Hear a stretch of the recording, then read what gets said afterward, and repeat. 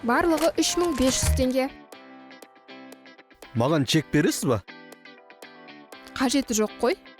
Неге? Чек талап ету сіздің құқығыңыз. Әрбір тауарда немесе қызметті сатып алғаныңызды растайтын. Тұтынушы ретінде құқығыңызды қорғау үшін ең маңызды құжат. Чек берілмесе, салық органына шағымдануға болады. Бірінші рет ескерту, қайталанса айыппұл. Шағын бизнеске 15 айлық есептік көрсеткіш. Ортаға 30 айлық есептік көрсеткіш. Ірі кәсіпкерге 50 айлық есептік көрсеткіш. Төлемді қалай жасайсыз? Мен картамен төлеймін. Жоқ, бізде тек қолма-қол немесе аударма арқылы.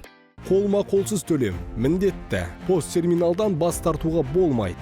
Картамен төлеуді талап ету тұтынушының заңды құқығы. Төлем қабылдау құрылғысын қолданбаған жағдайда алғаш рет ескерту, қайталанса айыппұл. Шағын бизнеске 40 айлық есептік көрсеткіш, орта бизнеске 60 айлық есептік көрсеткіш, ірі кәсіпкерге 80 айлық есептік көрсеткіш. Заң талаптарын бұзған кәсіпкерлерге әкімшілік шаралар қолданылады. Чек талап ет, құқығыңды біл, заңды сақта.